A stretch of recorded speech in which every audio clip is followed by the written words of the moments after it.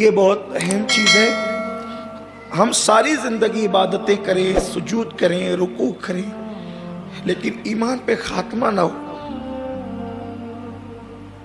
تو بہت ناکامی کی بات ہے، بہت محرومی کی بات ہے. اور اللہ کے معاملات بہت نازک ہیں، بہت نازک ہے. میں کبھی کبھی سوچتا ہوں کہ اللہ نے ایسے ایسوں کو کفر پر موت دی ہے تو کبھی طبیعت کہتی ہے کہ کاش ہم پیدا ہی نہ ہوتے، نہ پیدا ہوتے اور نہ اس منزلوں سے گزرنا پڑتا. حضور غوث الاعظم دستگیر جیسا ولی بس اسی پہ روتے تھے کہ میرا خاتمہ ایمان پہ.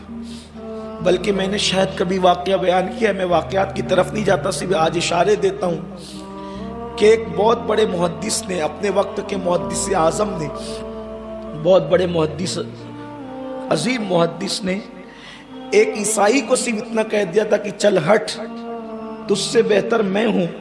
تو حضرت جنید بغدادی فرماتے ہیں کہ اللہ تعالیٰ نے اس کا ایمان چھین لیا تھا. امام سفیان ثوری جوانی میں ان کی کمر کی ہڈی ٹوٹ گئی تھی. امام سفیان ثوری بہت بڑے صوفی ہیں، فقیہ ہیں، محدث عالم ہیں. ان کی جوانی میں کمر کی ہڈی ٹوٹ گئی تھی تو یہ لکڑی لے کے چلتے تھے جوانی میں. ان کے شاگردوں نے بہت مرتبہ ان سے پوچھا کہ آپ بتائیں کہ آپ کی کمر جوانی میں جھکنے کا راز کیا ہے. کسی کو نہیں بتاتے تھے.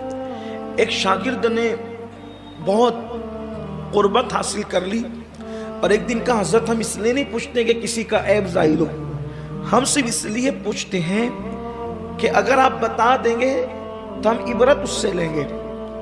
تو فرمایا کہ ہمارے ایک استاد تھے جنہوں نے 50 سال تک دمشق کی جامع مسجد کے اندر بیٹھ کر حدیث کا درس دیا. جب ان کی موت آئی تو وہ رو رہے تھے. تو میں نے پوچھا اب کیوں رو رہے ہیں؟ تو کہتے ہیں کہ 50 سال تک حدیث پڑھائی لیکن گارنٹی نہیں ہے کہ ایمان پہ خاتمہ ہوگا کہ نہیں ہوگا.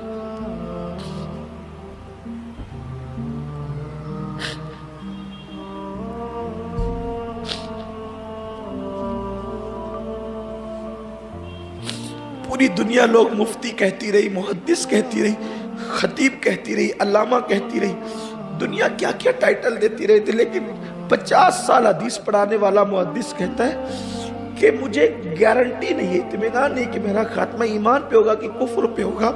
تو کہتے ہیں جب میں نے یہ جملہ سنا کہ اتنا متقی پرہیزگار جس کے تقوی پرہیزگاری پر ہم متاثر رہے، جب اس کے ایمان پہ خاتمے کی گارنٹی نہیں ہے تو اللہ کا خوف مجھ پہ اتنا طاری ہوا کہ میری کمر کی ہڈی اللہ کے خوف سے ٹوٹ گئی.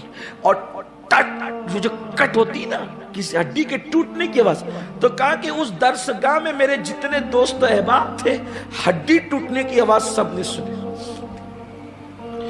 ایک شخص غسل جنابت میں تاخیر کرتا تھا، جب وہ مرا تو کافر ہو کے مرا، جبکہ وہ بھی بہت بڑا اپنے وقت کا عالم تھا.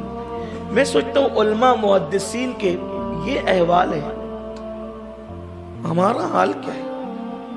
ہماری نمازیں کہاں، ہمارے روزے کہاں اور ہم کہاں؟ یہ اسے ایمان پہ خاتمہ کہتے ہیں. ایک صاحب کی زبان پہ کلمہ نہیں آتا تھا، امام قاضی ایاز نے لکھا کہ وہ صدیق و فاروق کے گستاخوں کی صحبت میں بیٹھتا تھا. بہت کٹھن ہے وفا کی راہ. حضرت امیر خسرو نے کہا نا بہت کٹھن ہے ڈگر پن کھٹکی. میں تو آج آپ سے صرف اتنا کہوں گا کہ پوری طاقت لگا دو اس فکر پر کہ ہمارا خاتمہ ایمان پہ ہو. اپنی ہر دعا کا حصہ بنا لو کہ ہمارا خاتمہ ایمان پہ ہو. ایمان پہ خاتمہ ہو جائے بس ہمیں قیامت کا کوئی کھٹکا نہیں انشاءاللہ. کیونکہ میرے اللہ کا وعدہ ہے جو ذرہ برابر بھی ایمان لائے گا میں اس کو بخشوں گا. فرمایا جو رائی کے دانے کے برابر بھی ایمان سلامت لایا نا میری بارگاہ میں اس کو بخشوں گا. بری موت وہ نہیں ہے جو ایکسیڈنٹ میں ہو، بری موت وہ نہیں ہے جو جل کے مر کے ہو، بری موت وہ نہیں ہے کہ جو ٹکڑے ٹکڑے کر دیے جائے، بری موت وہ بھی نہیں ہے کہ جس میں لاشا سڑ جائے. بری موت وہ ہے جو کفر پر ہے. بری موت وہ ہے، لوگ بری موت ایکسیڈنٹ کی موت کو سمجھتے ہیں جبکہ بری موت کفر کی موت ہے.